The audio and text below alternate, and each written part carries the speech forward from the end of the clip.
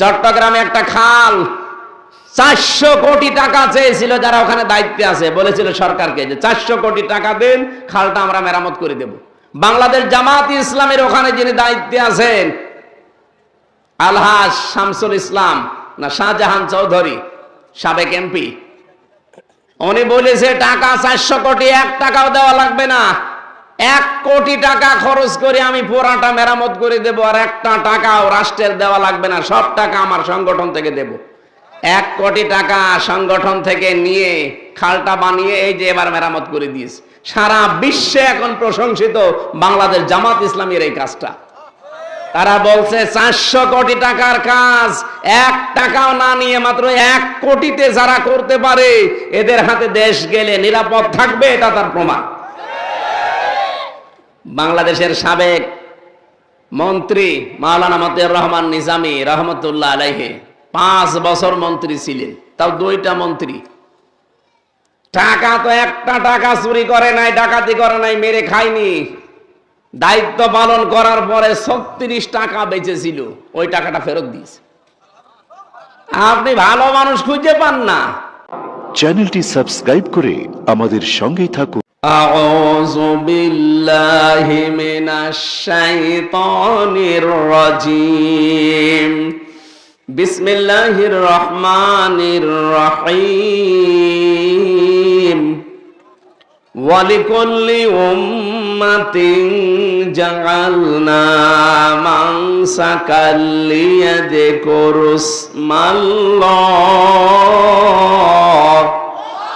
আলা মা রাযাকাহুম মিন বাহিমাতিল আনআম। সাদাকাল্লাহুল আযীম। এ পর্যন্ত থাক। সূরা হজ। কোন সূরা? এটা কোন মাস? হজের মাস, জিলহজ। আজকে মনে হয় কয় তারিখ চলছে? আজকে 4 তারিখ না? রমজানের পরে যত গুরুত্বপূর্ণ সময় পৃথিবীতে আছে সবচাইতে গুরুত্বপূর্ণ সময় এই 10 দিন, এই জিলহজের 1 থেকে 10 তারিখ পর্যন্ত। নবীজি বলতেন এই 10 দিন যদি কেউ রমজানের পরে জীবনে পায় তারে আমি নির্দেশ দিলাম সে যেন ইবাদত না করে মরে না। তাহলে ইবাদত কি? এই 10 দিনে কি করবেন ইবাদত? খালি বসে বসে সুবহানাল্লাহ পড়বেন? বলেন বলেন না। আল্লাহ পাক বলেন কুনতুম খায়রা উম্মাতিন উখরিজাত লিন-নাস তা'মুরুনা বিল মা'রুফ ওয়া তানহাউনা আনিল মুনকার ওয়া তু'মিনুনা বিল্লাহ। সূরা আলে ইমরানে 110 নম্বর আয়াতের প্রথম অংশে আছে, 4 নম্বর পারার 3 নম্বর পৃষ্ঠা 2 নম্বর লাইনে আছে। রব্বুল আলামিন বলেন, তাফসিরে ফি জিলালিল কোরআন থেকে আমি বলছি, আল্লাহ তাআলা বলেন তোমরাই শ্রেষ্ঠ জাতি, শ্রেষ্ঠ উম্মত তোমরাই, শ্রেষ্ঠ মানুষ তোমরাই। কারণ মানুষের কল্যাণের জন্য আমি আল্লাহ তোমাদেরকে বাছাই করেছি, বের করেছি, এ দুনিয়াতে পাঠিয়েছি মানুষের কল্যাণের জন্য। তাহলে আমাদের শ্রেষ্ঠত্বের কারণ প্রথম নম্বরে আমাদের দ্বারা মানুষের কল্যাণ হওয়া লাগবে। আপনি এবার নিজে বলেন তো, আপনার বয়স যদি এখন 50 বছর হয়, আপনার দ্বারা কয়জন কল্যাণ পেয়েছে আর কত মানুষ বিপদে পড়েছে আপনি নিজেকে হিসাব করে বলেন। আল্লাহর কাছে উত্তম হতে হলে যদি সত্যিই কিছু পেতে চান তার কাছ থেকে, আজকের এই ময়দানে যে 5টা চেয়ার এখানে দিয়েছেন, অবশ্যই এই মানুষগুলোর মর্যাদা এলাকায় আছে, না তো চেয়ার এখানে দিতেন না। আল্লাহ পাক বলেন আমার কাছে একটা চেয়ার যদি তোমার তৈরি করতে হয়, কিয়ামতে কোটি কোটি মানুষ সব ঘামের ভেতরে হাবুডুবু খাবে। এই ময়দানে আমি কিছু মানুষকে একেবারে জায়গা মতো রেখে চেয়ারে বসতে দেব, আরশের ছায়া বলা হয় যেটাকে। এই জায়গায় চেয়ারটা তৈরি করার জন্য তোমার জীবনে কিছু শ্রম লাগবে, কিছু কাজ করা লাগবে। যতগুলো কাজ আছে তার 1 নম্বরে কাজ হচ্ছে আপনার দ্বারা মানুষের কল্যাণ হওয়া লাগবে।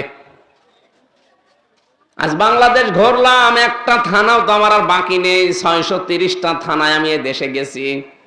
যতগুলো জায়গায় গিয়েছি বিভিন্ন এলাকায় দেখি কত রকমের পোস্টার, ব্যানার, ফেস্টুন লাগানো থাকে। কোন কোন আল্লাহর বান্দা এভাবে হাত তুলে আছে, তার নিজের শরীরের উপর দিয়ে লেখা আছে উনি দীনবন্ধু, উনি জনবন্ধু, উনি দ্বীপ বন্ধু। এমন কোন বঙ্গবন্ধু এরকম লেখা থাকে না? আপনি চট্টগ্রামের সন্দ্বীপে গিয়েছিলাম, যেহেতু দ্বীপ এলাকা, নোয়াখালীর হাতিয়ায় গিয়েছিলাম, দ্বীপ এলাকা, ওখানে যিনি নেতা আছে তার নামের নিচে লেখা আছে দ্বীপ বন্ধু। মানিকগঞ্জে একজন ছিল, এই যে খাদ্য স্বাস্থ্যমন্ত্রী ছিল, ওনার নামের নিচে লেখা দেখবেন জনবন্ধু। দীনবন্ধু, জনবন্ধু, গরিবের বন্ধু, দ্বীপ বন্ধু, বঙ্গবন্ধু, যত রকমের বন্ধু আছে, এদের জীবনগুলো মিলিয়ে দেখেন তো কোন বন্ধুর দ্বারা মানবতার উপকার হয়েছে? শুধু তাদের আখের গোছানো হয়েছে, তো ছাড়া কিছু হয়নি। অন্য সময় বাদই দিলাম, 15 বছর তো অন্তত সন্দ্বীপে হাতিয়ায় যারা দায়িত্বে আছে এমপি ছিল, এই দুইজন মানুষকে ওরা যেহেতু দ্বীপ বন্ধু লেখে নামের নিচে, দ্বীপ বন্ধু, দ্বীপের মানুষের জন্য তারা বন্ধু। কি কল্যাণ করেছেন? একটা সেতু বানাতে পারেননি, এমনকি একটা ফেরি চালু করতে পারেননি। 15 বছর প্রায় 17 কিলোমিটার যাওয়া লাগে সাগরের ভেতর দিয়ে। আমি প্রায় 4 বার গেলাম এবার দিয়ে। আমার মনে হয় প্রত্যেকবার জীবন হাতে করে নিয়ে যাওয়া লাগে, কারণ আমি সাঁতার জানি না। একবার যদি স্পিরিট বোট ডুবে যায়, আমি যে কোন মাছের পেটে যাব আল্লাহ জানি, আর আমি জানি না। এরকম একটা ভয়ঙ্কর জায়গা, কারণ ওখানে ফেরি চালু করা যেত না। কি করেছেন আপনি? শুধু নিজের আখের গুছিয়েছেন, এখন সেই গোছানো টাকা তো খেতেও পারেন না, পালিয়েছেন। এজন্য শুধু বন্ধু বন্ধু লিখে দিলে হবে না, আপনার জীবনের দ্বারা অন্তত মানুষের উপকার হয় এরকম কিছু থাকা লাগবে। বাংলাদেশ সহ বিশ্ব ঘুরে ঘুরে আমি কতগুলো দেশ ঘুরে আসলাম। আমার এই ছোট্ট জীবনের অভিজ্ঞতা এই, আপনি যদি সত্যি মানুষের জন্য কিছু না করেন, আল্লাহর কসম মানুষের অন্তর থেকে আল্লাহ আপনাকে তুলে দেবে। এইটাই বাস্তব। আপনাকে মানুষের জন্য কিছু করা লাগবে। আমি কালকে একটা রিপোর্ট পেয়েছি, পদ্মা সেতু বানাতে যে টাকা খরচ হয়েছে, ওই টাকা দিয়ে কমপক্ষে 4টা পদ্মা সেতু বানানো যায় ভালো করে, যদি টাকাগুলো পাচার না হইতো আর মারিং কাটিং। তারপরেও তো একটার খরচে 4টা বানানো যায়। যেই টাকা পাচার হয়েছে ওই টাকাগুলো যদি দেশে থাকতো, কমপক্ষে 36টা সেতু বানানো যেত, পদ্মা সেতু। আজ রাজবাড়ির গোয়ালন্দ ঘাটে একটা সেতু পাওয়া যাচ্ছে না, ওদিকে চাঁদপুরের থেকে ভোলা আর একটা সেতু দরকার, ওখানে একটা সেতু নেই। কত জায়গায় এখনো পর্যন্ত এই ব্রিজ সেতু দরকার, এগুলো সব বানানো এই 15 বছরে সম্ভব ছিল যদি এই টাকাগুলো ওরা মেরে না খেত আর পাচার না করতো। এদেশের দুর্ভোগের পেছনে সবচাইতে দায়ী এই 54 বছর যারা ছিল সবাই। শুধু 15 বছরের কথা বলবো না, উপকার আপনি করেননি। এখানে টাকা ব্যাংকে ছাতা পড়ে যায় আর আপনার কোনো হিসাব নেই। আমি আপনাকে দান করতে বলছি না, আপনি ওই টাকাগুলো দিয়ে অন্তত একটা ফ্যাক্টরি বানান। মালয়েশিয়া ছিলাম কয়েকদিন আগে, সিঙ্গাপুর, থাইল্যান্ড, ইন্দোনেশিয়া, বাহরাইন, কতগুলো দেশে ঘুরতে ঘুরতে আমি পাইলটকে জিজ্ঞাসা করতাম যে ভাই এদেশে এত উন্নত হয় কি করে? যতগুলো দেশে আমার এই হেলিকপ্টারে করে পাইলটে নিয়ে গেছে, তারা বলেছে 2টা কারণে এই দেশ দাঁড়িয়ে গেছে, সিঙ্গাপুর, মালয়েশিয়া, থাইল্যান্ড। 1 নম্বরে এই দেশের ভেতরে কোনো দুর্নীতি নেই। 2 নম্বরে এই মানুষগুলো সময়ের ব্যাপারে খুব সেনসিটিভ, সময়ের কাজ তারা সময়ে করবে। আমাদের দেশে এই 2টার একটাও নেই। সময়ের কাজ সময়ে করা হয় না। একবার বাজেট দিয়েছিল পদ্মা সেতুতে, একবারে হয়নি, 3 বার বাজেট ঘুরিয়ে ঘুরিয়ে বেশি করেছে। যেখানে 10,000 কোটি টাকা হলে হয়ে যায়, সেখানে 33,000 কোটির উপরে খরচ। কেন এত টাকা লাগবে কেন? যেভাবে টার্গেট দিয়েছিল ওই টার্গেটে বানিয়ে ফেললে কিন্তু এই বাজেট আর বাড়ানো লাগে না, আর এত সময়ও লাগে না। সিঙ্গাপুর 2004 সালের পর থেকে তারা দাঁড়িয়ে গেছে, অথচ দেশটা মাছ ধরে খাওয়া মানুষ, ওরা জেলে, ওর আশপাশে শুধু সাগর আর সাগর, মাঝখানে একটা দ্বীপ, 45 কিলোমিটার এ মাথা ও মাথা। এ সাতক্ষীরার চাইতে আমার মনে হয় 3 ভাগের 1 ভাগ। আমি তো সাতক্ষীরায় ঢুকেছি সে আসরের পরে, আর এখানে আসতে বাজলো রাত 9টা। কত বড় দেশ, 3.5 ঘন্টার উপরে শুধু সময় লেগেছে পর্যন্ত আসতে সে যশোর থেকে। অথচ সিঙ্গাপুরে এ মাথা ও মাথা মাত্র 1 ঘন্টা সময়ও লাগে না, 50 মিনিটে আমার শেষ। এতটুকু একটা দেশ, আজ বিশ্বে 257টা দেশের ভেতরে তারা 10 জন থাকলে একজন দাঁড়িয়ে গেছে, আর আমরা 54 বছরও দাঁড়াতে পারলাম না। কারণ আমাদের সময়ের জ্ঞানটা নেই, 2 নাম্বার আমাদের মানুষের উপকারের মন নেই। পৃথিবীতে আল্লাহর কাছে ওই মানুষটাই দামি মানুষ, নামাজ পড়লে দামি হবেন না, রোজা রাখলে দামি হবেন না। মানুষ আল্লাহর কাছে দামি হয় ওইটা যার দ্বারা মানুষের উপকার হয়।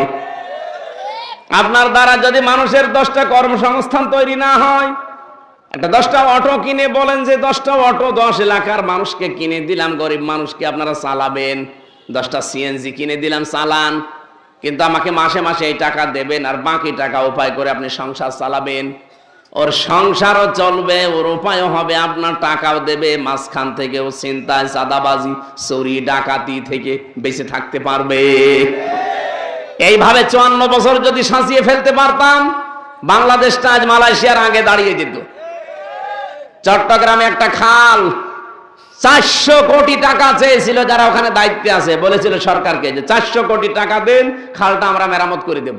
বাংলাদেশ জামাত ইসলামের ওখানে যিনি দায়িত্বে আছেন আলহাজ শামসুল ইসলাম না শাহজাহান চৌধুরী, সাবেক এমপি, উনি বলেছে টাকা 400 কোটি, 1 টাকাও দেওয়া লাগবে না, 1 কোটি টাকা খরচ করে আমি পুরাটা মেরামত করে দেব, আর 1টা টাকাও রাষ্ট্রের দেওয়া লাগবে না, সব টাকা আমার সংগঠন থেকে দেব। 1 কোটি টাকা সংগঠন থেকে নিয়ে খালটা বানিয়ে এই যে এবার মেরামত করে দিয়েছে। সারা বিশ্বে এখন প্রশংসিত বাংলাদেশ জামাত ইসলামের এই কাজটা। তারা বলছে 400 কোটি টাকার কাজ 1 টাকাও না নিয়ে মাত্র 1 কোটিতে যারা করতে পারে, এদের হাতে দেশ গেলে নিরাপদ থাকবে, এটা তার প্রমাণ। বাংলাদেশের সাবেক মন্ত্রী মাওলানা মতিউর রহমান নিজামী রহমতুল্লাহ আলাইহি 5 বছর মন্ত্রী ছিলেন, তাও 2টা মন্ত্রী। টাকা তো 1টা টাকা চুরি করে নাই, ডাকাতি করে নাই, মেরে খায়নি। দায়িত্ব পালন করার পরে 36 টাকা বেঁচেছিল, ওই টাকাটা ফেরত দিয়েছে। আপনি ভালো মানুষ খুঁজে পান না, ভালো মানুষ খুঁজতে কি আটরশি যাওয়া লাগবে, দেওয়ানবাগি যাওয়া লাগবে? আল্লাহর ওলি খুঁজতে উনি যায় দেওয়ানবাগি, রাজারবাগি, সুরেশ্বরী, আটরশি। কে বলেছে আল্লাহর অলিগুল? আল্লাহর ওলি তো ওইটা যেই লোকটা তার কর্মজীবনে সঠিক। হাবিল আর কাবিলের ঘটনা সেই ছোটবেলা থেকে পড়ি শোনায় না, শুধু শোনানোর জন্য না। হাবিলেরটা কবুল হয়েছিল, কাবিলেরটা কবুল হয়নি, কারণ একটাই, কাবিলের টাকা ছিল হারাম আর হাবিলেরটা ছিল হালাল। এই শরীয়ত বললাম না, এখন যদি থাকতো তো বাংলাদেশে কত হাসি আমরা ধরা খেতাম। মানুষ আমাদের সাথে আত্মীয়তা করাও বন্ধ করে দিতে, বলছে না দেখতে তো ভালো মনে হয় কিন্তু তো কর্মজীবন ঠিক নেই, তাহলে ওরটা কবুল হইল না কেন? ওই সময় কাবিল বলেছিল তোরটা কেন কবুল হয়ে গেল, তোরে আমি রাখবো না, মেরে ফেলবো। না, আরো বলবে তো যে ভাই আপনি তো আমার ছোট, তুই বয়সে আমার ছোট, দুনিয়ায় আমার পরে এসেছিস, তোর শরীরে শক্তি কম, তারপরও তোরটা কবুল হয়, আমারটা হয়নি। কেন হয়নি? আমি এটা আবিষ্কার করি, দেখি আমি তোর মতো হতে পারি কিনা। না, তোরটা কেন হয়েছে তোরেই মেরে ফেলবো। আমার মনে হয় এখন কাবিলের মতো কাজ অনেকে করছে। এই 54 বছরে আপনি তাদের মতো হতে পারেন না যাদেরকে জনগণ ভালোবাসে, তাদের মতো চরিত্র বানাতে পারেন না, তাদের মতো অর্থনীতি ঠিক করতে পারেন না, নিজে তো কিছু করে না, যারা ভালো কাজ করে বলে তোকেই মেরে ফেলবো, তোরে মানুষ এত ভালোবাসে কেন? এগুলো কি মানুষের কাজ না কাবিলের কাজ? এই কাবিলের ভাইরা ভাই অনেকে এখন দেশে ঘুরে এসেছে।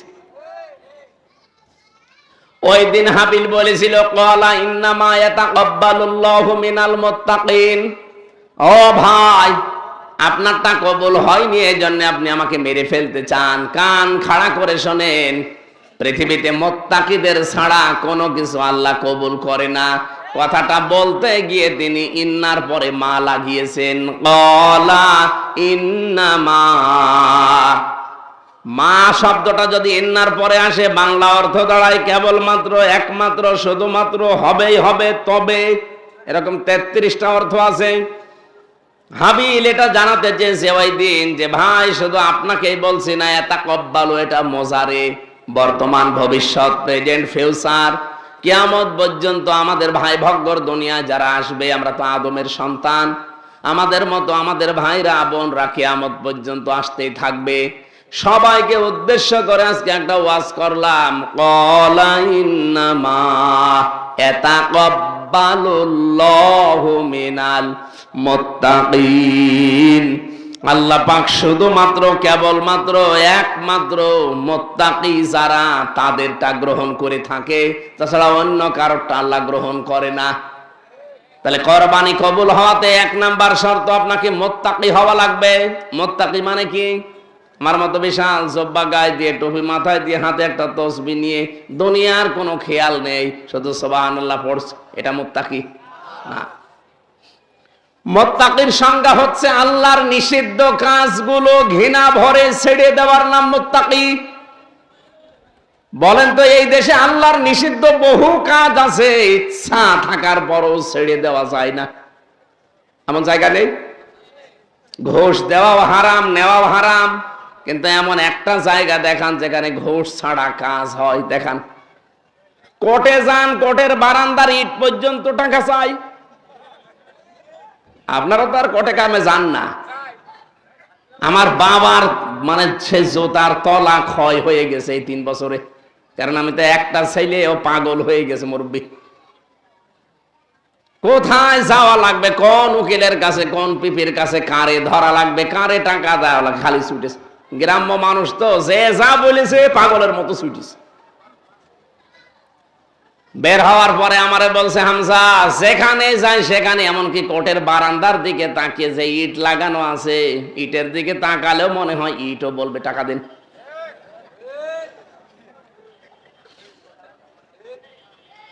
আমি যখন প্রথম গ্রেফতার হয়েছিলাম সে 10 সালে, ওই সময় যখন জেল থেকে বের হলাম তখন থানার হাজতে ছিলাম। বের হয়ে চলে আসছি, গেটে যে দারোয়ান আছে বলছে, হুজুর টাকা দেন। টাকা পাবো কোথায়? বলে না, আপনাকে ওই যে দেখতে এসেছিল, যারা দেখতে আসে তারা টাকা দেয়, আমি জানি। আরে আল্লাহ, আপনি এই খবরও জানেন? শেষে 10 টাকা দিলাম, তাও খুশি। একটা জায়গা আমি এই দেশে এখন দেখতে পাচ্ছি না যেখানে ঘুষ ছাড়া কাজ হয়। আপনি বলেন, যারা বসে আছে এই মানুষগুলো কি সরকার ঘুষ খাওয়ার জন্য বসিয়েছে? বলেন।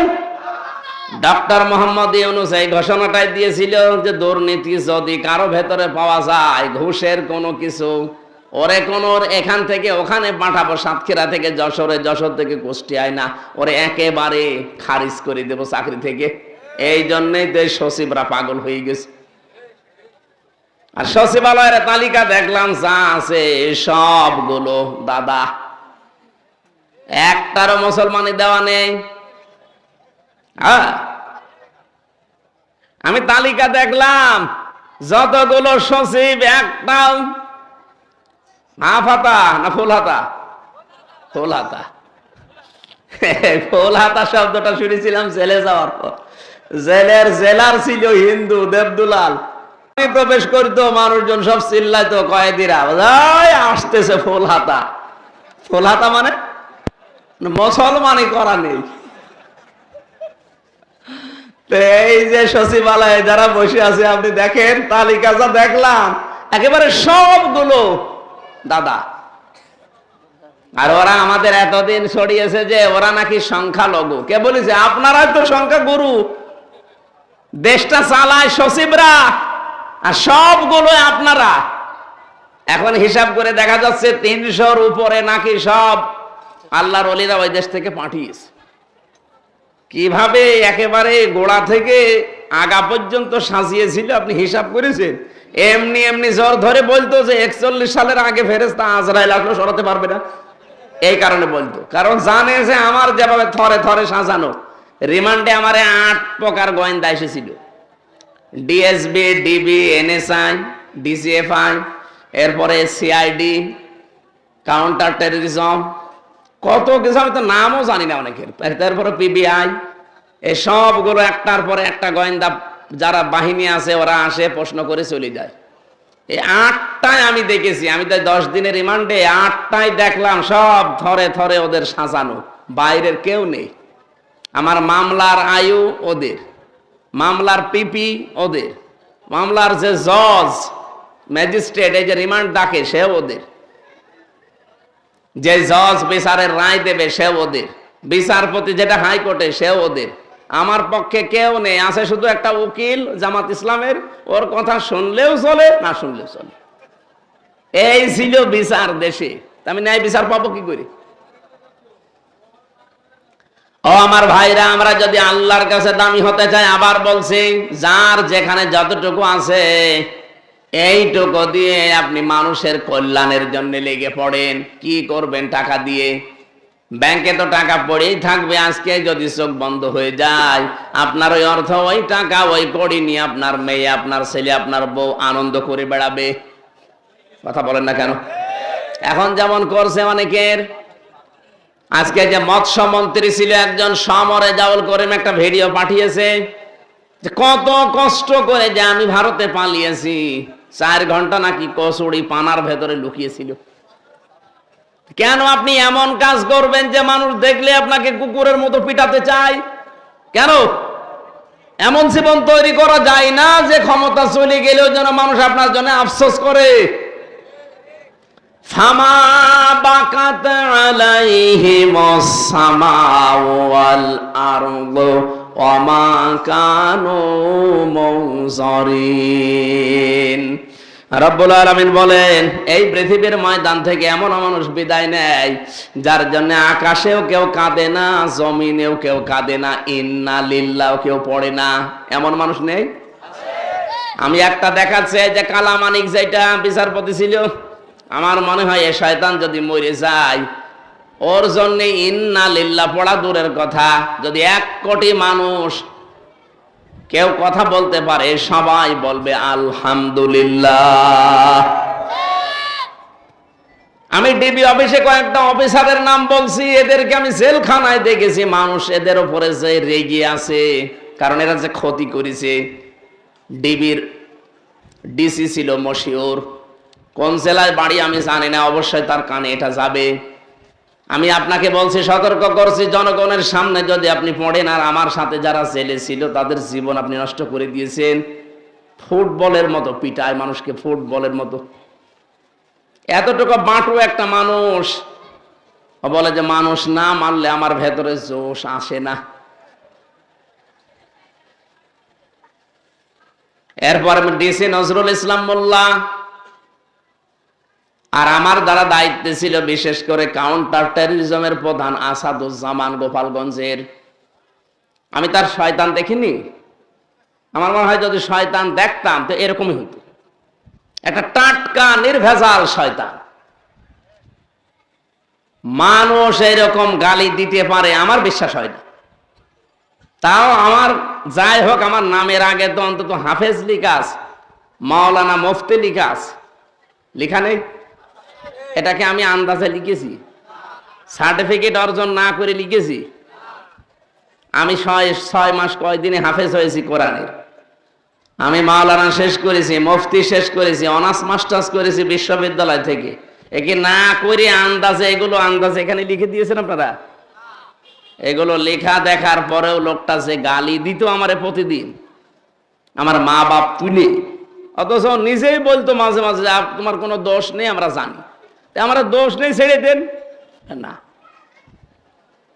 ওরা ইচ্ছা করলে বহু সহজ করে দিতে পারতো বিষয়টা, কিন্তু টাকাও খেয়েছে, কঠিনও করেছে।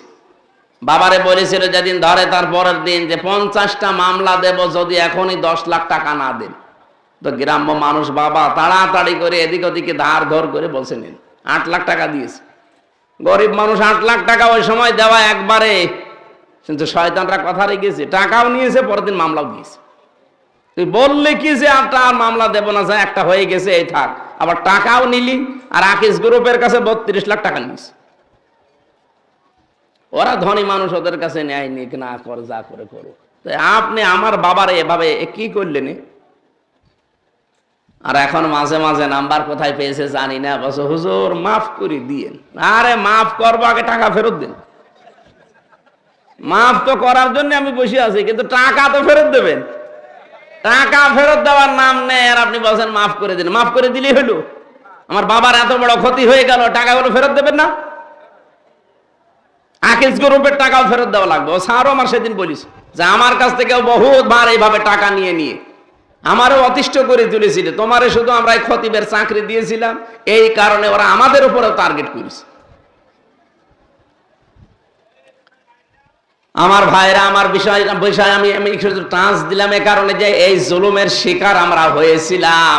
এখন ওরা হালকা পাতলা কিছু হচ্ছে, এই জন্য নাকি ওরা আর পারছে না। অনেকে হার্ট অ্যাটাক করে মরে যাচ্ছে। আরে ভাই, কিছুই হয়নি। এ 15 বছরে ইসলাম বিশেষ করে আলেমদেরকে যা করেছেন, এর 100 ভাগের 1 ভাগও এখনো পাননি। যদি 5 ভাগও পান, আপনি টিকে থাকতে পারবেন না, এমনি মরে যাবেন। হাসপাতালের বেডে, জেলখানার ভেতরে এরকম মুরব্বী প্রিন্সিপালকে প্যারালাইজড এই মানুষটাকে ধরে নিয়ে আজ 8 বছর 10 বছর জেল খাটাচ্ছে জঙ্গির মামলা দিয়ে। হাজার হাজার আলেমের উস্তাদ সেই লোকটা। মাগুরায় বাড়ি, শালিখা থানায় নাকি শ্রীপুর। আমি যখনই হাসপাতালে মাঝে মাঝে 2-3 মাস 4 মাস পরে একবার যেতাম, হাও মাও করে কাঁদত। এ মুরব্বীও 6 মাস ছিল। কারে বাদ দিয়েছেন আপনি?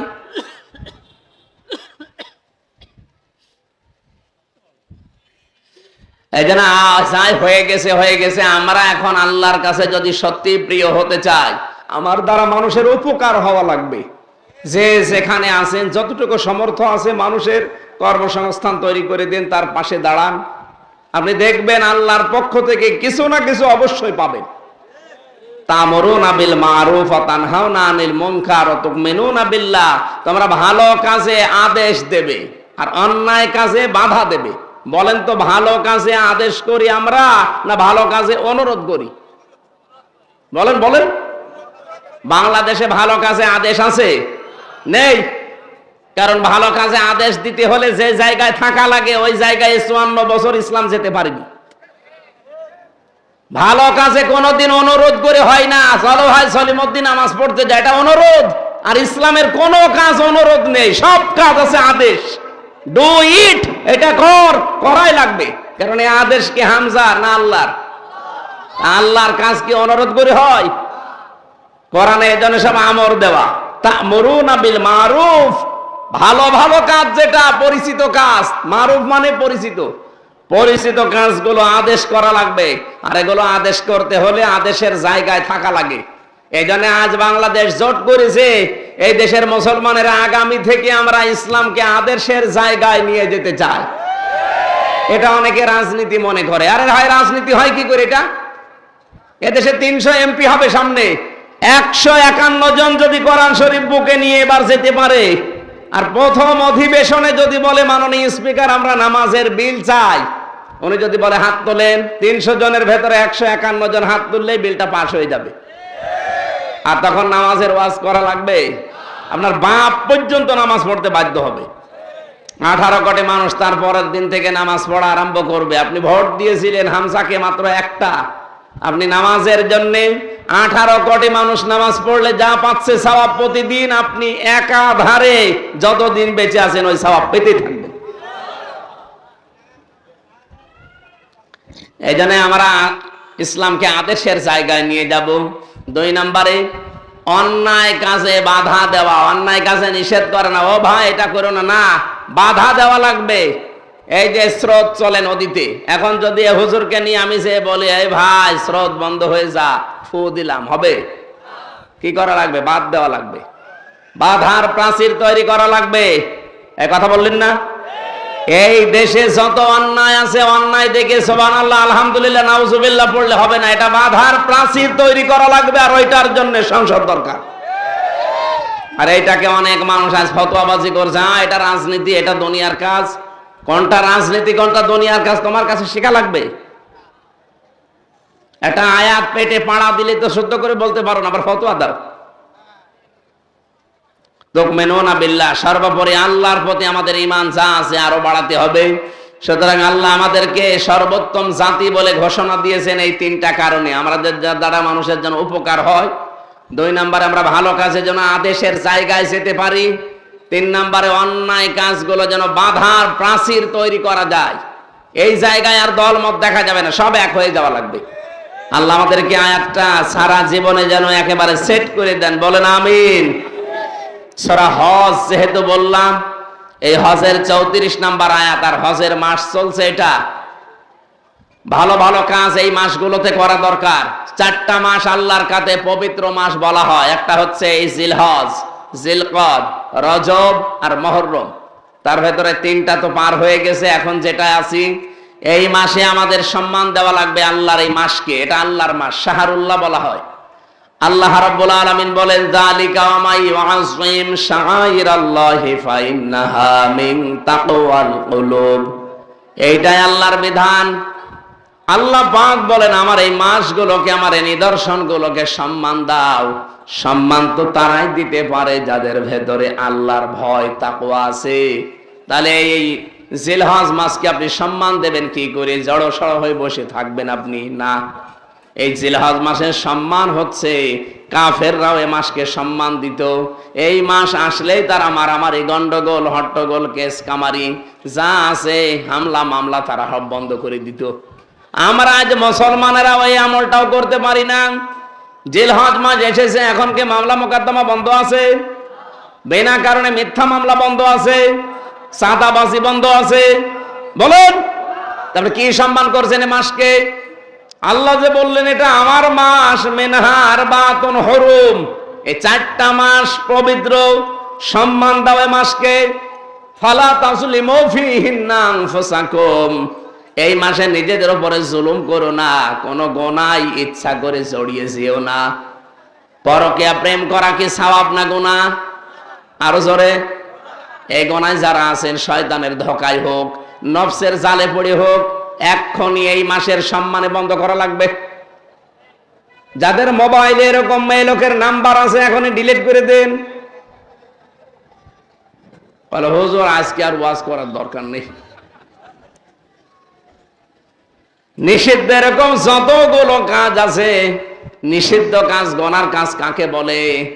যেটা নিজে নিজে করলে আনন্দ পান, অন্য কেউ জেনে ফেললেই লজ্জা পান, এটার নাম গুনাহ। কথা বোঝা গেছে? নিজে করলে আনন্দ লাগে, ভালো লাগে, শান্তি পাওয়া যায়, সুখ হয়। অন্য কেউ জেনে ফেললে, দেখে ফেললেই অপমান মনে হয়, লজ্জা লাগে, এটার নাম গুনাহ। আমরা এই কাজ থেকে নিজেকে যত বেশি বিরত রাখতে পারবেন, আপনার ইমানের ভেতরে একটা অনির্বচন সুখ, আলাদা শান্তি আমার আল্লাহ দান করবেন। বলেন সুবহানাল্লাহ। এই হজের মাসটাকে আমরা এভাবে গুনাহ ছেড়ে দেওয়ার মাধ্যমে সম্মান দেওয়ার চেষ্টা করি। ওয়ালিকুল্লি উম্মাতিন জাআলনা মানসাকান, প্রত্যেক জাতির উপরে আমি একটা বিধান দিয়েছিলাম, সেটা নুসুক। কি বললাম? নুসুক মানে, নুসুকের 3টা অর্থ হয়। 1 নম্বরে নুসুক মানে কোরবানির পশু জবাই করা। 2 নম্বরে নুসুক মানে হজের কাজ কারবার এখন যেটা চলছে। 3 নম্বরে নুসুক মানে ইবাদত বন্দিগি। যেহেতু ওই 2টা এখন আমাদের জন্য না, প্রথমটা আমরা আসতে 5 দিন পর। নুসুক মানে কোরবানি দেওয়া। কেন কোরবানি তোমাদের আমি দিয়েছি জানো? লিয়াজকুরু ইসমাল্লাহি আলা মা রাযাকাহুম মিন বাহিমাতিল আনআম, যখন তোমরা পশু জবাই করো ওই সময় যেন আমি আল্লাহর নাম উচ্চারণ করতে পারো। তাহলে এখান থেকে একটা মাসলা বের হয়, পশু জবাই করার সময় নাম নেওয়া লাগবে কার? এই এলাকায় করেন কিনা জানি না, পশু জবাই করার আগে কি বলেন? বিসমিল্লাহি আল্লাহু আকবার বলা লাগবে, ওয়া দেওয়া লাগবে মাঝখানে। এ ওয়াটা দিলে, ওয়া না দিলেও আপনার কোরবানি শুদ্ধ হবে, কিন্তু ওয়া দিলে গুরুত্বটা বাড়বে। বিসমিল্লাহি আল্লাহু আকবার, আল্লাহর নামে এবং যিনি সবচাইতে বড়। এ কথাটা যদি কেউ নাও বলে মুসলমান, তারপরেও তার জবাই শুদ্ধ হবে, কিন্তু এটা বলা সুন্নাত। এটা নবীজি নিজে বলতেন। আল্লাহর নাম উচ্চারণ করেন। আল্লাহর নাম উচ্চারণ যেন তোমরা এই গবাদি পশু পাখি জবাই করার সময়, পশুগুলো জবাই করার সময় নিতে পারো, যেগুলো তোমরা রিজিক হিসাবে খেতে থাকো। তাহলে রিজিক হিসাবে খাওয়ার সিস্টেম আমরা পেয়েছি আমাদের জাতির পিতা ইব্রাহিম আলাইহিস সালামের পর থেকে। এর আগে সিস্টেমটা বললাম, আকাশ থেকে আগুন এসে পুড়িয়ে ফেলতো, খাওয়া যেত না। তাহলে আল্লাহ আমাদেরকে অন্তত এটা খেতে দিয়েছেন, এটা হাদিয়া আল্লাহর পক্ষ থেকে। কোরবানি মানে উৎসর্গ করা, কোরবানি মানে, তাহলে আমি তো আল্লাহর জন্য দিয়েই দিয়েছি, উৎসর্গ করেই দিয়েছি, ওইটা তো আর আমার দায়িত্বে থাকার কথা না। এই জন্য আল্লাহ জানিয়েছেন ওয়াতিউল বা ফাকুলু মিনহা ওয়াতিউল বা ইসাল ফাকির, নিচে খাবে কোরবানির গোশত। 2 নম্বরে ফকির মিসকিন যারা, এরকম অসহায় মানুষ যারা ক্ষুধার্ত, এদেরকে দেবে। 3 নম্বরে এমন এমন লজ্জাশীল মানুষ আছে কিন্তু ক্ষুধার্ত, ওরা সম্মানের খাতিরে কিছু চাইতে পারে না, তার মানে গরিব আত্মীয় স্বজন। এই 3 জায়গায় যে কোরবানির গোশত দেওয়া লাগবে, সূরা হজ 32 নম্বর আয়াতে 28 নম্বর আয়াতে আছে। ভালো করে মিলিয়ে বাড়ি যে দরকার হয় বাংলা দেখে নেবেন। ফাকুলু মিনহা ওয়া আতিউল বাইসাল ফাকির, 1 নম্বরে নিজে যা পারেন খাবেন। 2 নম্বরে যারা অভাবী কিন্তু চাইতে পারে না লজ্জার কারণে, চোখ লজ্জা, এরকম আত্মীয় স্বজন দেখে দিয়ে দেবেন। 3 নম্বরে যারা মিসকিন চায়, গরিব মানুষ, এদেরকে ফকির ফাকরা যারা আছে। তাহলে 3 জায়গায় যে দেওয়া লাগবে, এটাকে আমি এখন বানালাম? বলেন বলেন। প্রশ্ন আপনারা এখানে কয়েকটা দিয়েছেন। 1 গরুতে কোরবানির সাথে আকিকা করা যাবে কিনা? এটা সুন্নত হবে না, জায়েজ হবে, কিন্তু সুন্নত আলাদা দেওয়া লাগবে পশু। 1 গরুতে 7 ভাগ পর্যন্ত দেওয়া জায়েজ আছে। আকিকাটা এটা জীবনের বিনিময়ে জীবন বলা হয়, এই জন্য আপনি আলাদা করে একটা ছাগল কিনে দিন, ছাগলটা ছোট হোক, অসুবিধা নেই। আর 2 নম্বরের মাসলা এটাই হচ্ছে, আকিকা দেওয়া লাগে জন্মের 7 দিনে, এটা সুন্নাত। আর জীবনে যে কোনো সময় দিলে এটা সুন্নাত হবে না, এটা জায়েজ হবে। জায়েজ আর সুন্নাত এক জিনিস না। অনেক মানুষ দেখা যায় বাবা হয়তো বিভিন্ন জেলায় কাজ করে বা বিদেশে আছে, বলে ওর বাবা আসুক তারপরে দেব। আরে ভাই, আকিকা দেওয়া সুন্নাত, বাবা থাকা তো সুন্নাত না। বাবা থাকা কি সুন্নাত? সুতরাং বাবা জাহান্নামে যাক, সন্তানের বিপদ আপদ দূর করার জন্য যদি সামর্থ্য থাকে এটা দেবেন। 2 নম্বরে গরুর চামড়া ও খাল ছাড়লে কি, সে ছাড়লে খাসি ছাড়লে কি, ছাড়লে নাকি ও ছাগলে? আরে ভাই, ওটা অঙ্গ ত্রুটি কে বলিস আপনাকে? তাহলে আমাদের এখানে যারা আছি সব কি অঙ্গ ত্রুটি করে ফেলেছি আমরা? এখানে এই যে ছোট ছোট বাচ্চা বাদ দিয়ে বাকি যারা আমরা আছি সব ওই ছাগলের মতো না? কথা বলছেন না কেন? আমরা কি অঙ্গহানি করে ফেলেছি? এটা আমাদের দরকার। তো ওটা যারা করছে ওটা অঙ্গহানি না। হ্যাঁ, কিছু কিছু আলেম ওলামা ফতোয়া দিয়েছে যে এটা কাটার দরকার নেই। এই জন্য আমি বাইরের দেশগুলোতে যত সফর করেছি, বাহরাইনে, কাতারে, সৌদি আরবে, মালয়েশিয়া, এই সমস্ত দেশগুলোতে ওরা ওই আগা কাটে না। খাসি বলতে ওই যে পাটা,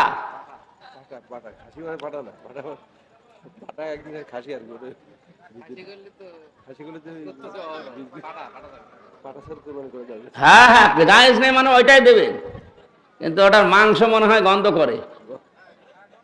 আপনারা দরকার জাল বেশি, আগুন বেশি জ্বালিয়ে খাবেন, অসুবিধা নেই। যদি দিতে পারেন ওইটাই দেওয়া দরকার। এই খাসি পাটি এগুলো আমি বুঝি না ভালো। যারা এই সমস্ত কাজ কারবার করে এদের সাথে থাকা লাগবে কিছুদিন। আর একটা প্রশ্ন আছে যে এই যে গরু আর ছাগল যারা জবাই করে গোশত বানিয়ে দেয়, এই গোশতই তাদেরকে পারিশ্রমিক হিসাবে অনেকে দিয়ে দেয়। না, এটা আপনার কোরবানি জায়েজ হবে না। ওর জন্য আলাদা কষায় ভাড়া করে রাখবেন। 2000, 5000, 10,000 টাকা দিয়ে আপনি 1.5 লাখ টাকা দিয়ে কোরবানি দেবেন, তো 4-5 হাজার টাকা কষাইকে দেওয়া যাবে না? ওটা আলাদা করে দেওয়া লাগবে, ওই গোশত দিয়ে শোধ দেওয়া যাবে না। আমাদের এইখানে কোরবানির প্রথম শিক্ষা পাচ্ছি আমরা যে কোনো কিছু জবাই করতে হলে কার নাম নেওয়া লাগবে? আল্লাহর নাম। আজ বাংলাদেশের বিভিন্ন দরবারে আমি বহু জায়গায় দেখেছি তারা আল্লাহর নামে জবাই দিচ্ছে না, ইয়া খাজা এটা বলে জবাই দিচ্ছে। আপনি যান, আমি দরবারের নাম বলছি না, এরকম কিছু কিছু জায়গায় আমি নিজে পেয়েছি ওরা আল্লাহর নাম বলে না। আমি 16 সালে হজ করে আসলাম, এসে একটা দরবারে গেছি, এই যে আমি নাম ধরেই বলি, ভাই আমার কপালে যা আছে হোক। এই যে আটরশি, ওখানে যাওয়ার পরে যে আল্লাহর ওলি ওখানে শুয়ে আছে কিনা আমি জানি না, থাক উনি ভালো মানুষ হোক। এখন আমি যেই স্যান্ডেল খুলেছি, বলছে স্যান্ডেল বগলে নিন, নিলাম, যে এইভাবে যান। এইভাবে যাবো মানে এইভাবে যাই, এখন না গেলে তো ঢুকতে দেবে না, ঠিক এইভাবেই গেছি। এখন বের হব, চলে আসতেছি, পেছন ফিরে আবার এইভাবে বের হবে। মানে কেন? নবীর রওজা ঘুরিয়ে আসলাম কয়েকদিন আগে, মনে হয় 10-12 দিনে হয়নি। এখানে তো এভাবে যাওয়া লাগে না, এভাবে আসা লাগে না, এটা কি নবীর চাইতে সম্মানিত মানুষ পড়ে আছে এখানে? বলছো এটা তোদের নবী, এটা আমাদের নবী। এই কাজ, এই বিশ্বাস যাদের ভেতরে, ওই মানুষগুলো মুসলমান আর থাকে? বলেন। যেখানে আল্লাহ বাদে অন্যের নামে উচ্চারণ হয়, অন্যের নামে জিকির হয়, অন্যের নামে জবাই হয়, প্রথম কোরবানির শিক্ষা এটা। আজকে থেকে আল্লাহ বাদে অন্য কারো নামে জবাই করা জায়েজ নেই। ফাইলাহুকুম ইলাহু ওয়াহিদুন ফালাহু আসলিমু, তোমাদের ইলা আমাদের ইলা একজন, সুতরাং আল্লাহর কাছে মাথা নত করা লাগবে। অবাশিরিল মুখবিতিন, যারা বিনয়ী, যারা বিনম্র, হে নবী তাদেরকে আপনি একটা সুসংবাদ দিন। কিসের সুসংবাদটা? হচ্ছে 4টা গুণ আয়াতের পরবর্তী 35 নম্বর আয়াতে আল্লাহ দিয়েছেন। এই দুনিয়াতে যারা 4টা কাজ করতে পারবে, এই মানুষগুলোকে আল্লাহ পাক বলেন ওর জীবনের কোরবানি তত তাড়াতাড়ি কবুল হবে। এবার আপনি মিলান তো আপনার জীবনে আছে কিনা? আল্লাযীনা ইযা যুকিরাল্লাহু ওয়াজিলাত কুলুবুহুম ওয়াস-সাবিরিনা আলা মা আসাবাহুম ওয়াল মুকিমিস সালাতি ওয়া মিম্মা রাযাকনাহুম ইউনফিকুন। রব্বুল আলামিন বলেন, 1 নম্বরে যারা আল্লাহর নাম তাদের সামনে উচ্চারণ হলে ওদের অন্তরাত্মা কেঁপে ওঠে, অথচ এই গুণটা এখন আমাদের নেই। আল্লাহর কথা স্মরণ করালে কেঁপে ওঠা দূরের কথা, আরো আমাদের বৃদ্ধি বাড়ে। অথচ আল্লাহর নাম উচ্চারণ হলে যদি আপনার কোরবানি কবুল করাতে হয়, এই অভ্যাসটা তৈরি হওয়া লাগবে। আপনার ভেতরে কাঁপ ধরবে, ভীত সন্তুষ্ট হয়ে যাবেন আল্লাহর কোন বিধানের কথা শুনলে। 2 নম্বরে ওয়াস-সাবিরিনা আলা মা আসাবাহুম, বিপদ আপদ তার উপরে যখনই আসবে, এই বিপদের উপরে সে ধৈর্য ধারণ করবে। এই জন্য দুনিয়াতে, ভালো করে শোনেন, এই পৃথিবীতে ইসলামের উপরে টিকে থাকতে গিয়ে, ইসলাম মানতে গিয়ে যেই লোকটা যত বেশি কষ্ট সহ্য করবে, যত বেশি বিপদে পড়বে, ওর জীবনের কোরবানি তত তাড়াতাড়ি কবুল হবে। না, এটা বোঝেননি। আপনার ইসলাম মানা এই দেশে সবার সমান না। আমি ইসলাম মানতে গিয়ে আমার সব হারিয়েছি, আর আপনিও ইসলাম মানেন, আপনার 50 তলা বিল্ডিং উঠতেছে। ইসলাম তো এই দেশে সালমান এফ রহমানও মানত, 36,000 কোটি টাকা চুরি করিস। ইসলাম তো এটিএম আজহারুল ইসলামও মানত, 13 বছর বিনা কারণে জেল খেটিস। ইসলাম তো 2 জনই মেনেছে। এই জন্য এই পৃথিবীতে ইসলামের উপরে টিকে থাকতে গিয়ে, ইমানের উপরে থাকতে গিয়ে, যার যত বড় বিপদ আসবে, ওর বিপদটা যত কঠিন হবে, তত তাড়াতাড়ি ওর জীবনের কোরবানি কবুল হবে। কোরবানি মানে শুধু পশু না, কোরবানি অর্থ কয়টা বললাম? 3টা। 3 নম্বরে ওয়াল মুকিমিস সালাতি, যে লোকটা নামাজ কায়েমের আন্দোলন করবে। এই নামাজ কায়েম করা এটা কিন্তু হামজার কাজ না, এটা রাষ্ট্রের কাজ। কার কাজ? বলেন বলেন। এই জন্য নামাজ পড়ার কাজ হামজার, ফাসাল্লি লিরাব্বিকা, নামাজ পড়ো রবের নামে, এটা আমার কাজ। কিন্তু নামাজ কায়েম করা, এখানে আল্লাহ 3 নম্বরে ফাসাল্লি দেয়নি, দিয়েছে আল মুকিমিস সালাত, সে নামাজ কায়েম করবে। আর নামাজ কায়েম করার দায়িত্ব রাষ্ট্রের। এটা সূরা হজের 41 নম্বর আয়াতে দেখবেন, আল্লাযীনা ইম্মাক্কান্নাহুম ফিল আরদি আকামুস সালাহ, আমি যাদের রাষ্ট্রীয় ক্ষমতা দেব, ওরা যদি মুমিন হয়, ইমানদার হয়, প্রথম তারা নামাজ কায়েম করবে। তাহলে নামাজ কায়েম করার দায়িত্ব কি হামজার? কার? রাষ্ট্রের। এ রাষ্ট্র বানাবে ফেরেশতারা। এই কথা বলতে গেলে আপনার কাছে রাজনীতি মনে হয় না? আপনি যে জীবনের কোরবানি কবুল করাতে চান, নামাজ কায়েমের আন্দোলন করেন। এই বাংলাদেশে যেই দল নামাজকে রাষ্ট্রে নিয়ে যেতে চায়, নামাজ কায়েম করতে চায় সমাজে, পরিবারে, রাষ্ট্রে, তার সাথে যে যত বেশি সম্পৃক্ত থাকবে ওর জীবনের ইবাদত তত তাড়াতাড়ি কবুল হবে। 4 নম্বরে অমিম্মা রাযাকনাহুম ইউনফিকুন, যার আছে রিজিক হিসাবে। রিজিক মানে শুধু খাবার না, যাকে আল্লাহ যা জীবন চালাতে দিয়েছে ওইটাই রিজিক। আমার ক্ষমতা আমার রিজিক, আমার এই যে বক্তৃতা আমার রিজিক, আমি লিখতে পারি এটা আমার রিজিক, আমার যে পাওয়ার আছে প্রভাব প্রতিপত্তি এলাকা এটা আমার রিজিক, থানার ওসি সাহেবের যে চেয়ার ওইটা তার রিজিক। কথা বুঝেন? এলাকার মেম্বার, এলাকার মাতব্বর, এলাকার মন্ডল যিনি আছে তার যে পাওয়ার আছে এলাকায়, এইটা তার রিজিক। এই রিজিক গুলো সে যেন আমি আল্লাহর জন্য, মানবতার জন্য ব্যয় করে। অথচ এই রিজিক গুলো এলাকার মেম্বার, এলাকার চেয়ারম্যান, মাতব্বর এই রিজিকটা পেয়েছে, প্রভাব প্রতিপত্তি আছে, ক্ষমতা আছে, এলাকায় টাকা পয়সার মালিক, আল্লাহর জন্য, মানবতার জন্য পক্ষে ব্যয় করে না, ব্যয় করে তার নিজের আখের গোছানোর জন্য। না, আপনার কোরবানি হবে না ভাই। কোরবানি কবুল করাতে হলে রিজিক যা পেয়েছেন এটা খরচ করতে হবে আল্লাহর জন্য, মানবতার জন্য। এখানে আল্লাহ এই 4টা কাজে জড়িত থাকার তৌফিক এখন থেকে আমাদের দান করেন, বলেন আমিন। পৃথিবীতে আল্লাহর অনুমতি ছাড়া কিছুই আসে না। কুল্লা ইউসিবানা ইল্লা মা কাতাবাল্লাহু লানা, হে নবী আপনি বলেন লা ইউসিবানা,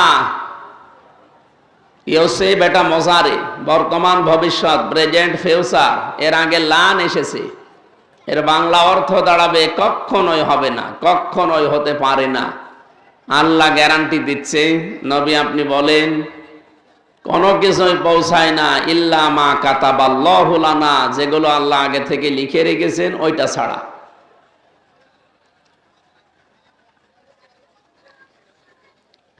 এই জন্যে এই পৃথিবীতে মুমিন যারা, ইমানদার যারা, ওরা যত কিছুই পাক আনন্দে আত্মহারা হয়ে যাবে না। আবার যত কিছুই হারিয়ে ফেলুক একেবারে হায় হতাশ করে জীবনটা শেষ করেও দেবে না। কোরআনে কারিমে আল্লাহ জানিয়েছেন সূরা হাদীদের ভেতরে, হে নবী আপনাকে আমি যা দিয়েছি এগুলো পেয়ে একেবারে আনন্দে আত্মহারা হয়ে থাকবেন না। আর কিছু হারিয়ে ফেললে ওইটার জন্য আপনি আফসোস করে নিজেকে নিঃশেষ করেও দেবেন না। এই জন্য আমরা এই দেশে এখন ইসলামের যে উত্থান দেখতে পাচ্ছি, একেবারে আনন্দিতও না, একেবারে দুঃখিতও না। আমরা স্বাভাবিক অবস্থায় থাকতে চাই, মধ্যম পন্থা জাতি হিসাবে। কথা বোঝা যাচ্ছে? আপনি যদি বেশি আবেগ দেখাতে চান, এদেশে এখনো অনেক রাম বাম আর দাদা বাবুদের অনেক 5-8 গোলাম আছে। তারা বিশ্ব মিডিয়া এটা অলরেডি ছড়িয়ে দিচ্ছে, এখনো ছড়াবে, যে দেশে জঙ্গি মাথা ছাড়া দিয়ে উঠতেছে। আপনি আজকে পালিয়ে যাওয়া এক মহিলার ভিডিও দেখতে পেলাম, উনি এখনো পর্যন্ত তার কৃত কর্মের জন্য অনুশোচনা তো দূরের কথা, এখনো পর্যন্ত তার কথাবার্তা শুনলে মনে হয় জুতা দিয়ে পিটায়। না, জুতা দিয়ে পিটালেও সমস্যা, কারণ জুতারও সম্মান আছে। ওরে জুতা দিয়ে না, ঝাড়ু দিয়ে পিটানো দরকার। আজকে অলরেডি তার নামে বিচার চলছে। আগামী জুন মাস, এটা জুন মাস চলছে না, জুলাই, সামনে জুলাই মাস মনে হয়, এই মাসের ভেতরে যদি সে না আসে, এতদিন বানিয়ে বানিয়ে যেভাবে রায় দিয়েছিলেন, এবার একেবারে আসল আদালত থেকে রায় হয়ে যাবে। এই জন্য আমরা দুঃখিতও না, আনন্দিতও না, আমরা মাঝামাঝি আছি। আপনারা জানেন বাংলাদেশ জামাত ইসলামী থেকে সারা বাংলাদেশে সংসদ সদস্য প্রার্থী যারা হবে তাদের তালিকা দিয়েছে। আমি জীবনে মেম্বারে দাঁড়াবো, চেয়ারম্যানে দাঁড়াবো, আমার কোনোদিন কল্পনা তো দূরের কথা, স্বপ্নেও দেখি না। কারণ আমি তো এই লাইনের লোক না। আমি বাংলাদেশ সহ বিশ্বের বিভিন্ন জায়গায় কোরআনে কারিম প্রচার করার জন্য বিভিন্ন জায়গায় ছুটে যাই। এইটাই আমার দায়িত্ব, এটাই আমার নেশা, এইটাই আমার ধ্যান জ্ঞান ছিল। কিন্তু যেহেতু একামতের দিনে আমি নাম লিখিয়েছি, এই কারণে হঠাৎ করে মাথার উপর একটা দায়িত্ব চাপিয়ে দিয়েছে। সাংবাদিক কালকে আমাদের কুষ্টিয়া সদর থানা উদ্বোধন হলো, কারণ থানাটা আগস্টের 5 তারিখে পুড়িয়ে ফেলা হয়েছিল। খবরের বহিঃপ্রকাশ হিসাবে যারাই হোক পুড়িয়ে ফেলেছিল। এই 10 মাস পরে খুলনা বিভাগের যিনি রেঞ্জের ডিআইজি আছেন উনি গিয়েছিলেন, কালকে উদ্বোধন করলেন, আমাদেরকে মেহমান হিসাবে দাওয়াত দিয়েছিল। তা আমাকে সাংবাদিক প্রশ্ন করছে যে আপনাকে যে এই আসনের জন্যে, এই আসনটা তো গুরুত্বপূর্ণ একটা আসন, কারণ ওখানে হানিফ সাহেব দাঁড়াতেন। হানিফ সাহেবের নাম শোনেননি? এরপরে পাশে ইনু সাহেব, এখন তো জেলে আছে। এই হেভি ওয়েট নেতা যারা বাংলাদেশের জাতীয় পর্যায়ে, এই মানুষগুলোর এই জায়গায় যিনি আমাদের ওখানে ছিলেন অধ্যাপক ফরহাদ হোসাইন, বর্ষিয়ান রাজনীতিবিদ, সেই ছোট্টবেলা থেকে তারা রাজনীতি করে আসছে। বার্ধক্যের কারণে শরীর একেবারে মানে সেই পর্যায়ে নেই যে পর্যায়ে থাকার কথা। এই জন্য সংগঠন থেকে তাকে একটু বিশ্রাম দিয়েছে। হঠাৎ করে দায়িত্বটা দেওয়ার পরে সাংবাদিক বলছে আপনার কেমন লাগছে? আপনি সংসদ সদস্য প্রার্থী, এটা বিশাল ব্যাপার। কোথায় মেম্বার, চেয়ারম্যান, উপজেলা ভাইস চেয়ারম্যান, উপজেলা চেয়ারম্যান, এরপরে মেয়র, এরপরে এমপি, কত ধাপ! একটা ধাপও পার করার আগে না, একবারে আমি গাছের একেবারে উপরে। এদেশে আর একটা জায়গা বাকি আছে, মন্ত্রী হওয়া। বলেন এই জায়গায় একবারে যদি হঠাৎ চোখ খুলে দেখি যে আমি কি আর আমি আছি? সাধারণ যারা অন্যান্য দল করে, আপনি দেখেন অন্যান্য জেনারেলে এই দেশে যত দল আছে, আমার মনে হয় এই জায়গা থেকে যদি তারে বলা হয় আপনি চলে যান, নতুন কাউকে দেব, ওই দিন মারামারি হয়ে মার্ডার হয়ে যাবে। এই কথা বলেন না কেন? আরে ভাই, সত্য স্বীকার করতে আপনার অসুবিধা কি? একটা ওয়ার্ড কমিটি গঠন হয়, তাই পদ নিয়ে মারামারি হয়। এ বাংলাদেশে আছে না নেই? আর একটা সংসদীয় আসন, যে লোকটা সারা জীবন ওখান থেকে চেষ্টা করে যাচ্ছে, আর সেই লোকটাকে বলে দিল সংগঠন নিয়ে একেবারে নির্দ্বিধায় হাসি মুখে বলছে ঠিক আছে, সামি'না আতা'না, শুনলাম মেনে নিলাম। এইটার নামই হচ্ছে ইকামতে দ্বীনের সংগঠন। ৭৩টা দল বাংলাদেশে কাজ করছে, একটার ভেতরে শুধু আমি এটা পেয়েছি, বাকি কোনোটাই আমি পাইনি। আপনি আমারে দেখান যে এটা আছে, আমি আপনাকে এখনই মিষ্টি খাওয়াবো। লিকাইলা তাসাও আলা মা ফাতাকুম ওয়ালা তাফরাহু বিমা আতাকুম। আমি সাংবাদিককে আয়াতটা বলেছিলাম সূরা হাদীদের 23 নম্বর আয়াত। আমি বললাম দেখেন, কোনো কিছু পেলে আত্মহারা হওয়া যাবে না, আবার কোনো কিছু হারিয়ে গেলে দুঃখ পাওয়া যাবে না। আমি যে 3টা বছর জীবন থেকে হারালাম এই ফ্যাসিস্টদের রসানলে পড়ি, যে মামলা দিয়েছিল, মামলা তো আর মামলা না, সব বানানো, এখন প্রমাণ হয়ে যাচ্ছে। এটিএম আজহারুল ইসলামের বিরুদ্ধে যে মামলা দিয়েছিল হাইকোর্ট থেকে এখন পুরাটা খারিজ করে দিয়েছে, খালাস দিয়ে দিয়েছে। তার মানে এই 13 বছর 14 বছর উনি জেলে ছিলেন, ওনার কোনো দোষ পাওয়া যায়নি, সবগুলো বানোয়াট, মিথ্যা আর উদ্দেশ্য প্রণোদিত। আমার মনে হয় এরকম যত মানুষ বিনা কারণে 2 বছর 5 বছর 10 15 20 বছর জেল খাটে, এরা যদি বেকসুর খালাস পায়, বেকসুর খালাস মানে তার কোনো দোষ পাওয়া যায়নি, এটাই তো নাকি? বেকসুর খালাস যারা পায় তাদের কি এতদিন পর্যবেক্ষণ করে দেখলাম যে কোনো দোষ নেই তার, যদিও জেলখানায় আটক করে রাখা হয় একটা নিয়ম নীতির ভেতরে। কেন? কারণ বাইরে থাকলে লোকটার পালিয়ে যেতে পারে, ক্ষতি হতে পারে, এই জন্য একটা জায়গা আটকিয়ে রাখে যে থাকেন, আপনার বিচার চলছে, রায় হওয়ার আগ পর্যন্ত আপনি দোষী এ কথা বলা যাবে না। তো ওনার যেহেতু 13-14 বছর পরে অলরেডি হাইকোর্ট থেকে, সুপ্রিম কোর্ট থেকে, আপিল বিভাগ থেকে একেবারে ফাইনাল রায় দিয়েছে যে উনি নির্দোষ, বেকসুর খালাস, তার মানে এই 13-14 বছর ওনার পেছনে লেগে থেকে কিছুই পাওয়া যায়নি, পুরাটা বানোয়াট। আমারটা ওইটাই ছিল। আমার যে মামলা আমি 30 বারের উপরে তুলেছিলাম, সিএমএম কোর্ট, জজ কোর্ট, হাইকোর্ট, না জামিন হবে না, কারণ লাল দাগ দেওয়া ছিল। মাওলানা মামুনুল হক আর আমির হামজা, এই 2 জনের লাল দাগ মারা, আল্লাহর ওলি মেরে দিয়েছিল, এই জন্য হবে না। তাছাড়া একটা মামলা 30 বার তোলা লাগে? হ্যাঁ, 1-2 বার তুললেই তো মনে করে আর কত ঘোরাবো, যা।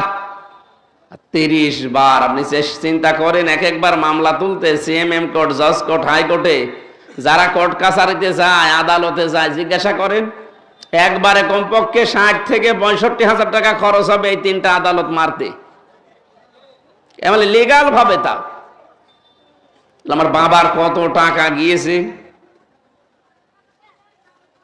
এই টাকাগুলো যারা নিলেন তারা কিন্তু জেনে বুঝেই নিয়েছেন।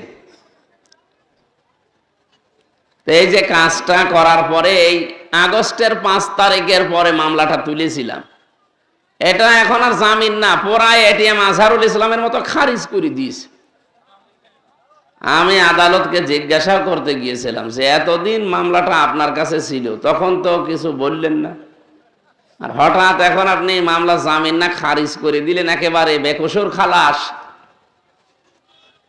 আমারে বলছো, হুজুর আমার হাত বাঁধা ছিল, আমি কিচ্ছু করতে পারি না, আমি জানতাম যে আপনি নিরপরাধ, কিন্তু কি করব, লাল দাগ দেখলে আমরা ওগুলো সরিয়ে রাখি। এই ছিল দেশের বিচার ব্যবস্থা।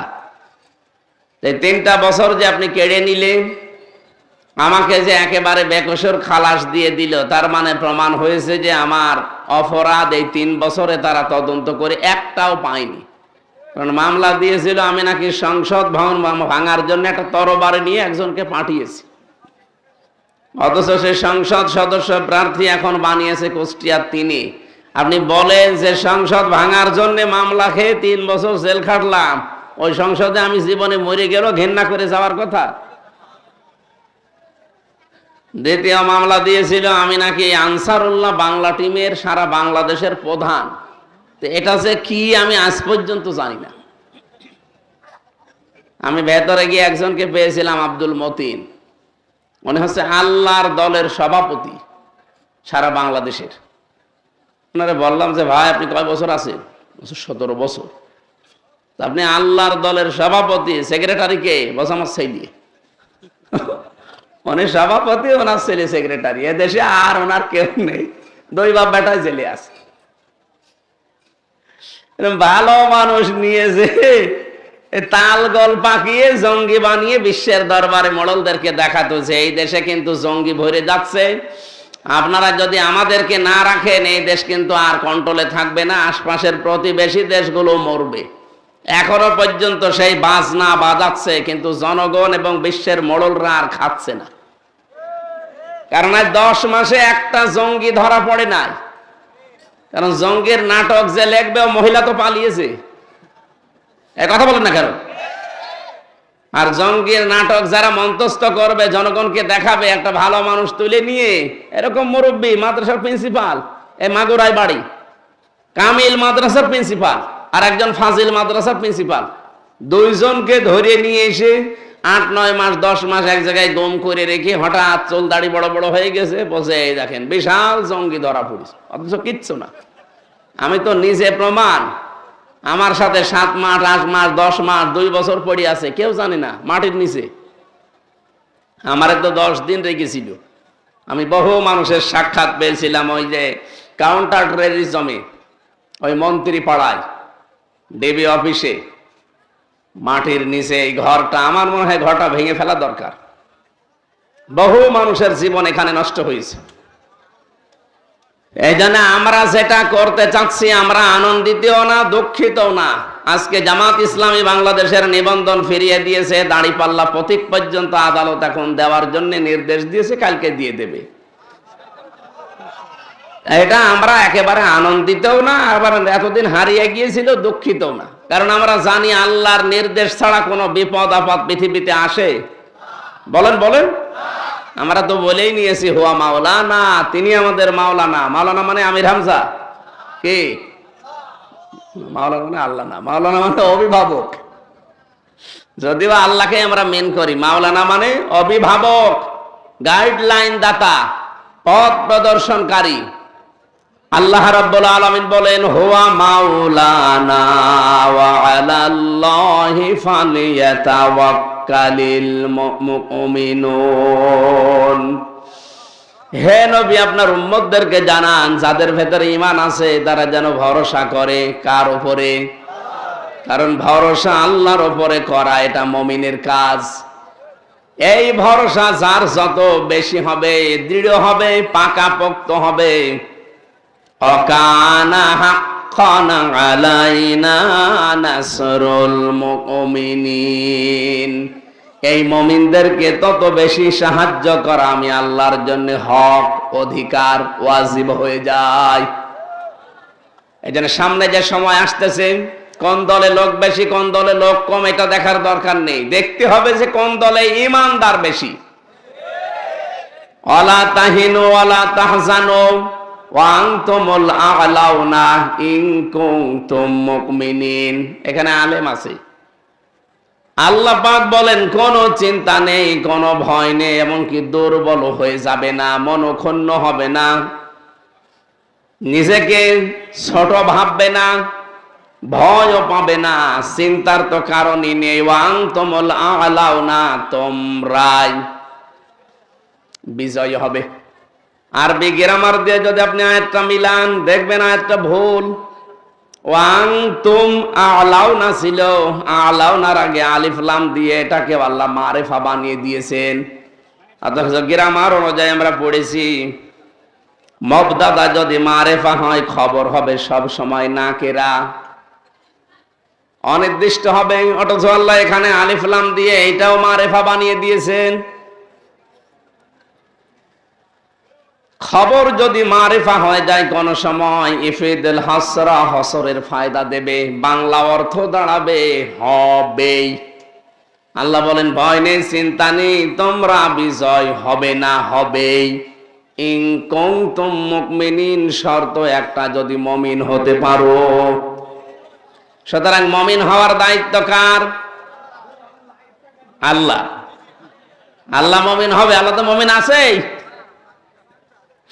অনেক তো মুমিন, আর আমরা কিন্তু মুমিন না, আমরা হচ্ছে আব্দুল মুমিন।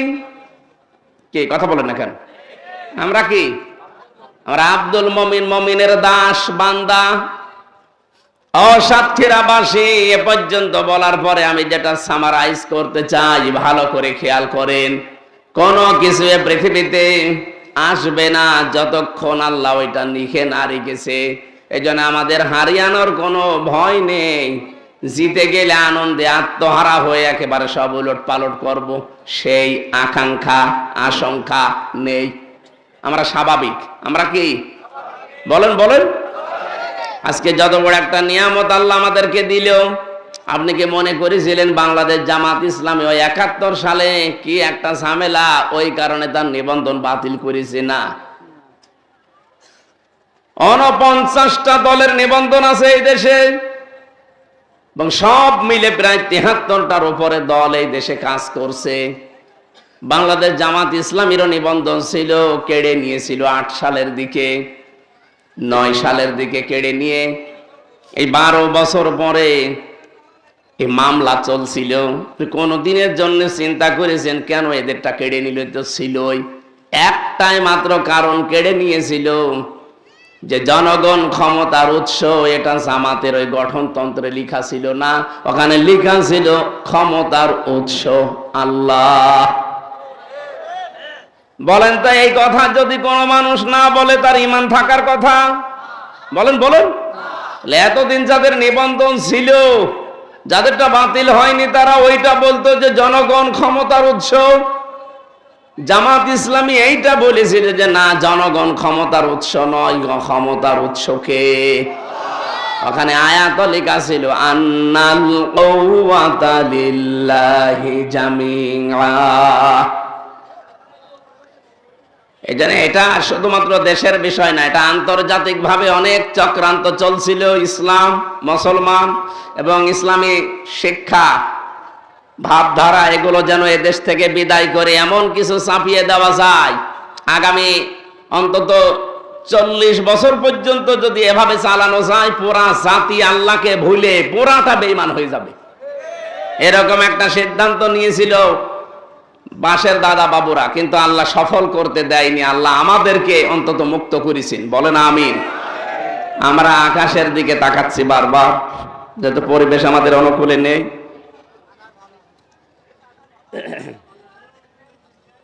এই জন্য আমরা খুব তাড়াতাড়ি করতে চাচ্ছি যে 5 দিন পর একটা দিবস আসতেছে, একটা গুরুত্বপূর্ণ দিন, ঈদুল আজহা।